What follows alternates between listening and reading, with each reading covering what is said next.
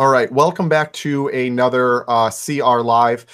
For those of you that have watched in the past, we're doing things a little differently today. So if it looks different, sounds different, appears different, it is. We're trying a new software. The last one was really cool, and it allowed us to do some more let's say technical functions that look and feel more like TV. But the problem was I was running the ones and twos while we were going on, and it was just a lot more, and it was a little cumbersome. This is going to be more about ideas than look. Otherwise, they wouldn't allow me to be in front of a camera. The other thing is we're going to be a little more laid back and less politically, even though today's a heavy political product. Behind me, I'm a bourbon guy. I used to write, that's currently on hiatus, a email newsletter, and one of my biggest responses was about things outside of politics, but that sort of bordered on it, like a lot of people in politics like bourbon and nice whiskeys and whatever. Today's selection is Eagle Rare. It's a good jumping off platform into that next level. We'll talk about that more later because I really want to jump into today's topic. We're going to have a little bit of fun with it, but also try and be respectful. So the 2020 Powow, in honor of Senator Elizabeth Warren, today coming out with a new ad, trying to prove that she is a Native American or from Native American descent. Chris, why don't you tell us what you just saw come across the wires about what the Cherokee Nation said about the whole dust up today? Sure, Joe. So first of all, it's really cool that you're recommending bourbons now because if I'm going to kill brain cells, I want to do it with bourbon and not by following the story. So the Cherokee Nation just released a statement saying that Senator Warren is undermining the interests of their tribe by continuing to promote her false claims of being a Native American heritage. They came out with a statement that said the DNA tests are kind of not legitimate ways to identify with the Cherokee Nation. They're very upset that she's continuing to do this. And it just speaks to the profound stupidity of this entire segment. And I want to be very clear about something. Elizabeth Warren did not release her DNA test to prove to anybody that she's a Native American today, because the DNA test does not do that. It says she's anywhere from 1/64th of a Native American to 1/1024th of a Native American, depending on which of her great-great-great-grandparents were from anywhere from 6 to 10 generations behind her. Was a Native American, or even if they had even a little bit. It's just the whole thing's crazy, right? The point is not to convince anyone that she's a Native American. It's a political point about making identity politics central in her 2020 presidential campaign, and she's trying to appeal to minority voters who are more inclined to maybe support a Kamala Harris or a Cory Booker because President Trump is going to attack her for this, as he rightly should. No, it's absolutely, you're absolutely right, Chris. I mean, this was, I think she actually thought that this proved that she had enough Native American heritage, that she had enough Cherokee heritage. But like you said, and the Boston Globe proved that all they did was take what Elizabeth Warren gave them in a little package and publish it because they had their math wrong. They had a bunch of things wrong. They clumsily worded things.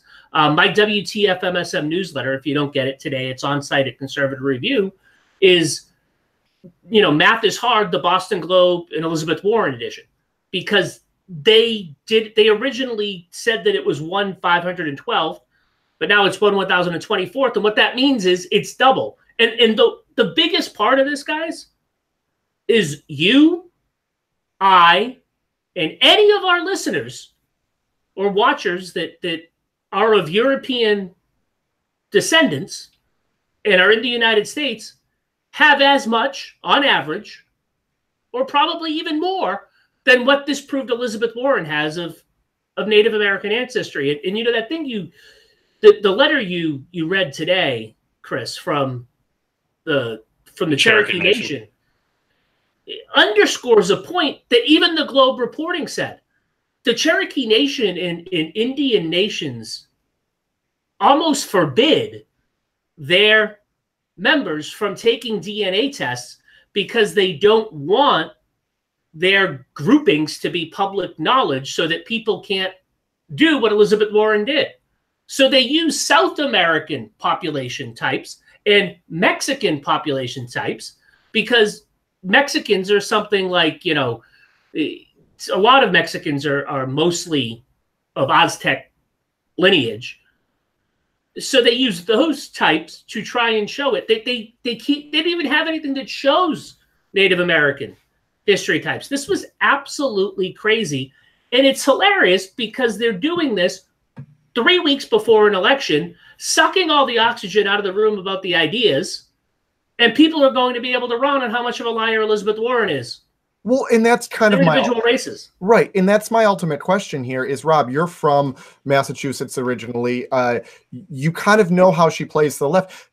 Politics is all about packaging in marketing, right? I mean, I open talking about bourbon a little bit, and bourbon is going through a boom right now, just sort of how that liberals are in sort of the more progressive liberals, the Warrens and in the Bernie Sanders, but they can't sell it as purely truth. So they have to put a little mystique to it. And that's what she originally tried to do, right? But it got bumbled, and the right took advantage of it, as they should, because she claimed to be more than it was. It was sort of like the guy bragging at the bar or you know, talking about your fish. It was, oh, I got about a 24-incher. And it's like, well, no, it was more like 18 and a half. You know, whatever sports or fishing or golfing analogy you want to use, that's what she did. It doesn't make it okay, but she also allowed her employer, Harvard, to claim that she might not have gotten a bump from it. You know, the Globe story today is,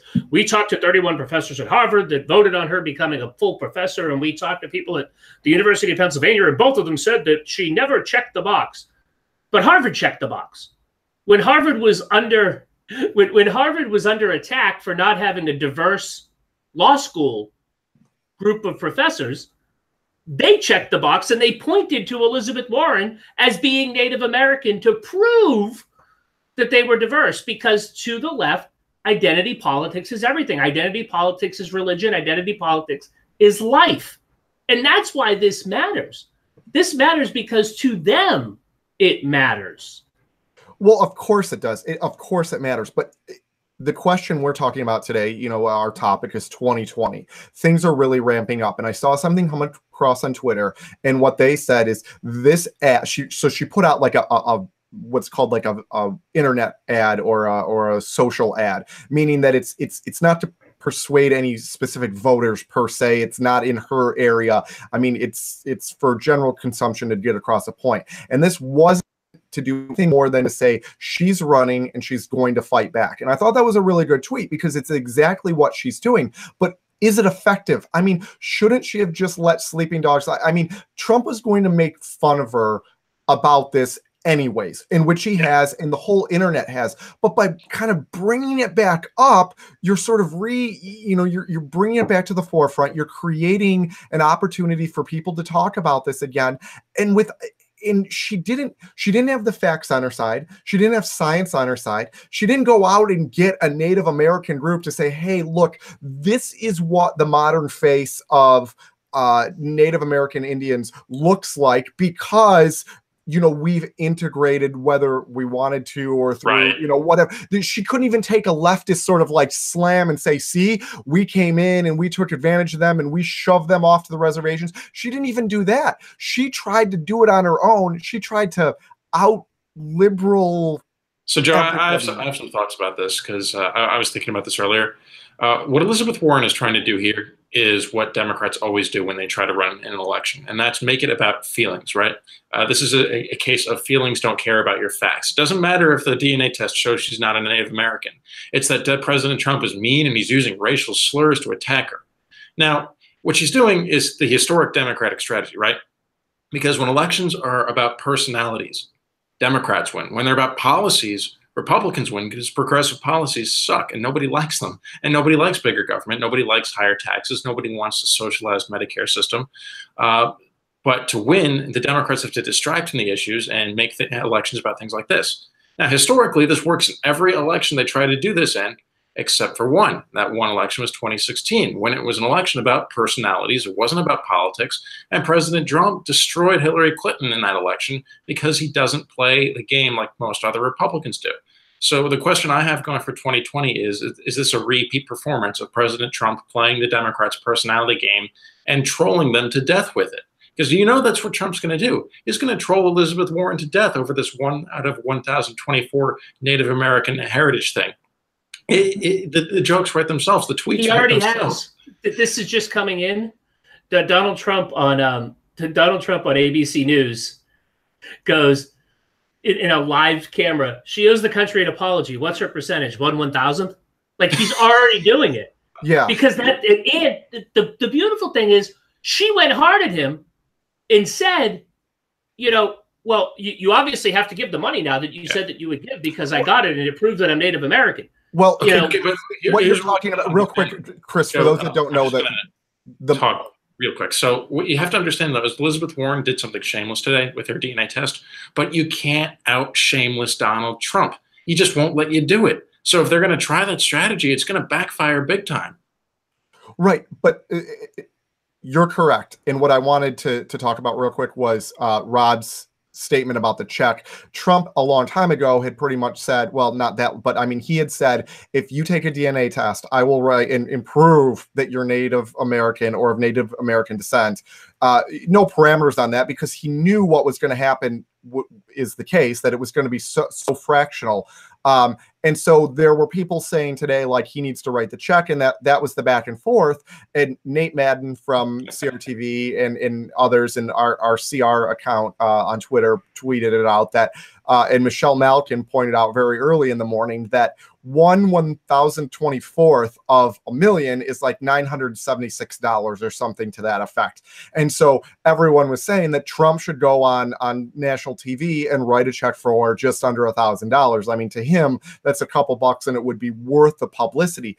But the question becomes is, you never want to play down to an opponent, meaning at this point, does she have any credibility? Does she have any chance of being the nominee? I would say no. I would say this damages her beyond repair, not because it's that great of a step in it. It's more laughable than anything, but you saw that. No, I totally disagree. I don't think this is going to hurt her in the Democratic primary at all. I think it helps her? Because I don't think here's what Obama's campaign manager, Barack Obama or Hillary's Obama campaign manager, Jim Messina, because they get this stuff, guys. They get that they can't go crazy before an election, which they always seem to do. And Messina said, argue the substance all you want, but why 22 days before a crucial election when we must win the House and Senate to save America? Why did Senator Warren have to do her announcement now? Why can't Dems ever stay focused? She did it now because it's all about her, and she knows that it's become an issue again in her own campaign. Democratic voters don't care. Democratic base voters, the people who are going to be voting in the Democratic primary, do not care. You're correct, but they are going to vote for the polls no matter what to stop Trump, and they're going to latch onto anything that's perceived as fighting back against President Donald Trump's big bullying tactics. But right? This election, meaning the midterms, this election is not about the Democratic base. This is not. I mean, you have we're past the primaries. Right. But we're talking about 2020, though, right? Well, I was talking about my point is for 2020. It's the Democratic primary. Joe said that she was done after she did this. I just don't buy that at all whatsoever. I don't think it hurts her at all. I was asking, isn't she? But to Rob's point, he was mentioning 2018, the midterms, and sort of like, swiping the ball at the last minute or fumbling on the 2-yard line. The question is, does this probably hurt Democrats more in 2018 than it does help or hurt? I don't think it matters for 2018 either. You don't think this is going to rile up Republicans even more? No. I mean, maybe it riles up Republicans, but Republicans, I mean, how many people are going to the polls on Elizabeth Warren and whether or not she's Native American? Nobody's actually voting on that. Chris, I disagree 100%. Chris, this is pure tribal politics. Yep. Pardon the pun. Tribal. But our voters own the libs. That's what we do. We talk about it all the time. The base gets the base gets riled up to go own the other side. And this is another own the other side. This is a net positive in the Republican GOTV efforts for the next 3 weeks. It just is. We know that it's stupidity, but it's in a place, it's just another checkbox reminding Republicans why they need to go and vote to stop these idiots.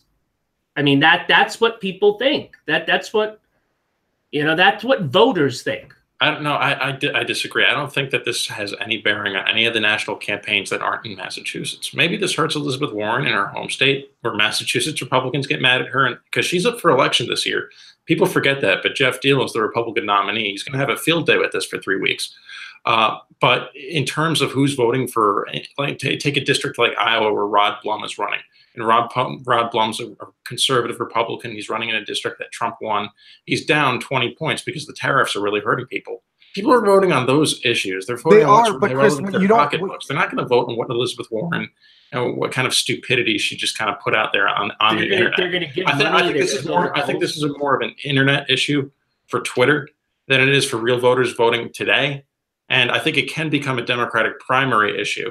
But if this is the tactic that Democrats are going to adopt, where they're just going to release these nothing statements, these nothing burger policies, it's going to backfire against Trump, who's going to play the personality game, going to play it better than the Democrats can. Chris, what you and I mean this with all sincerity, I think what your sort of age naivety leaves you is that we haven't had true emotional, well, no, seriously, we haven't had true emotional Republican voters in a really long time. It wasn't like there were a ton of people for George W. Bush who were going out there and being emotional. A little bit, it was anti-Kerry, so that was probably the last time you really saw it up until 2016. And Donald Trump reignited that sort of that emotional voter in some voters. And those are the Republicans that sometimes throw up their hands and say, you know what, to hell with all of them. They're all crooks and liars, and I'm just not going to go and vote in large part. Now, most of us that we, deal with on a daily basis, each other, we're so tapped in. You're right. Most of the time, an issue like this is all just, wasted intellectual conversation on Slack or on Twitter or whatever. But Brett Kavanaugh's confirmation process, on top of Donald Trump and some of the other things that have been going on, have reignited certain voters who were reluctant Trump. I would call them this. They were reluctant Trump voters in 2016. They were I don't care voters in 2018. They were top of the ticket. They may or may not vote beyond that. They may not even go out to vote. They probably didn't vote in their primary, but they're that margin. They're that 2 to 3% margin. When you see a poll like in Michigan that's getting closer, or like you said, I think you were talking about Missouri, or you talk about some of these places, this gives you maybe a 0.5 percentage point, but that's a 0.5 percentage point that totally changes the dynamics in polling leading up to this election. And that may not sound like a lot, but that's something that a struggling campaign can hang its hat on. And it can be something to give them an internal poll that they can release externally and show we're in a dead heat.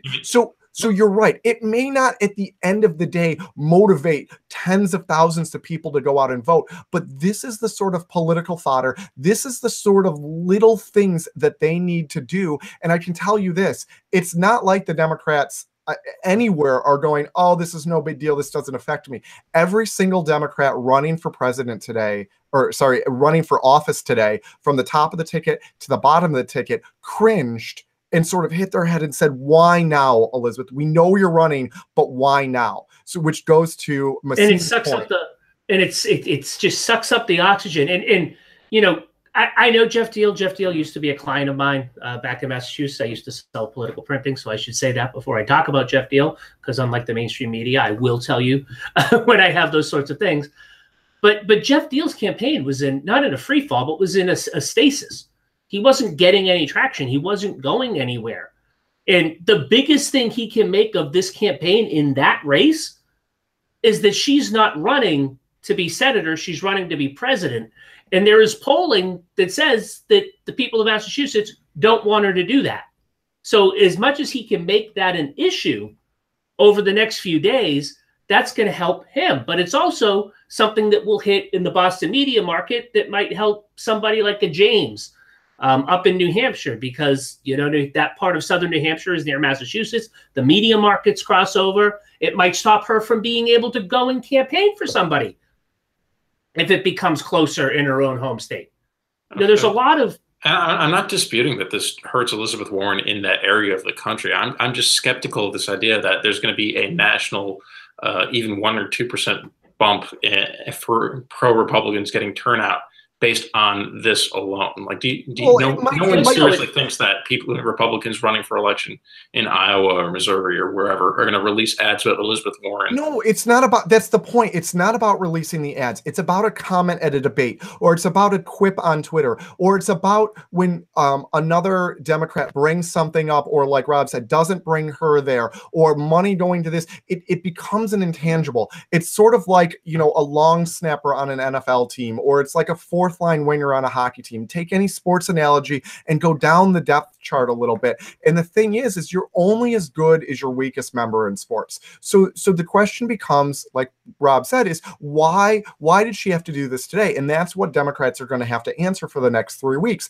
And if for 1 minute or 1 second they have to talk about this, it means they're not talking about something else and putting it off message. Now, I don't want to steal anyone's thunder and go away now, but I want to keep these shorter. I want these consumable for people so that they can watch them, so they can kind of get into our minds. We're in this all day, every day. We're seeing the nuances. Make sure you subscribe to our YouTube channel. It's going to give you, it'll send you an email and let you know when you subscribe that we're going live, and you don't have to watch it live, but then you can come back later and watch it. If you can't watch it live, share these things. Follow Chris and Rob on Twitter. You can follow me as well, but my tweets are a lot more esoteric.